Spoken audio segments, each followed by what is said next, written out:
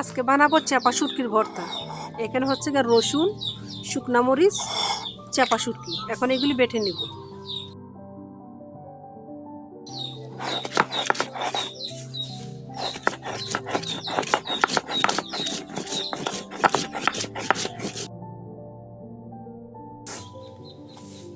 এখন রসুন আর চাপা শুটকি একসঙ্গে বেটে নিব।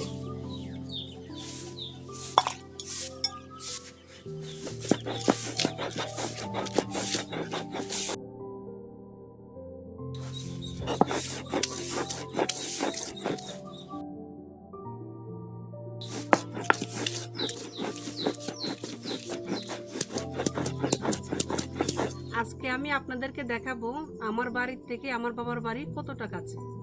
গেট খুললেই আমার বাবার বাড়ি, বেশি দূরে যেতে হবে। এই পাশে হচ্ছে আমার বাবার বাড়ি, আর এই পাশে হচ্ছে গিয়ে আমার বাড়ি।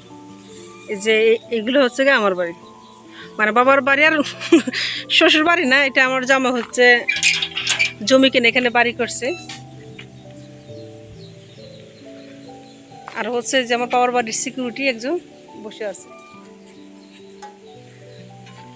ওকে জঙ্গলে পাওয়া হয়েছে, কিন্তু অনেকদিন পোষার কারণে এখন জঙ্গলে ছেড়ে দিলে আর থাকে না, বাড়িতে চলে আসে। আমার বাটা শেষ, এখন উঠিয়ে ফেলব।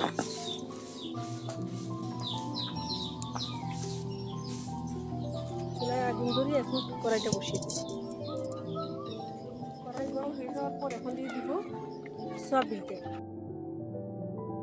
তেল গরম হয়ে গেছে, এখন দিয়ে দিব পেঁয়াজ।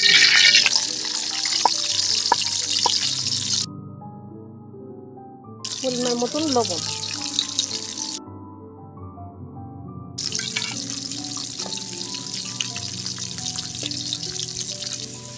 পেঁয়াজটা কিছু নরম হয়ে আসছে, এখন দিয়ে দিব রসুন, শুকনা মরিচ আর চাপা শুটকি বাটা।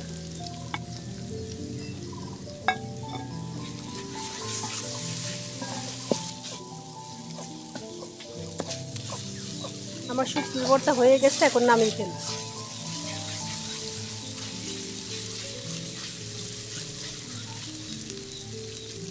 আজকে বানালাম চাপা শুটকির ভর্তা। আশা করি আপনাদেরও ভালো লাগবে। যদি ভালো লাগে তাহলে এভাবে বানিয়ে খাবেন। আর আমার রান্নার ভিডিও যদি আপনাদের ভালো লাগে তাহলে লাইক দিবেন, শেয়ার করবেন। মীরা রান্নাঘরের সঙ্গেই থাকবেন।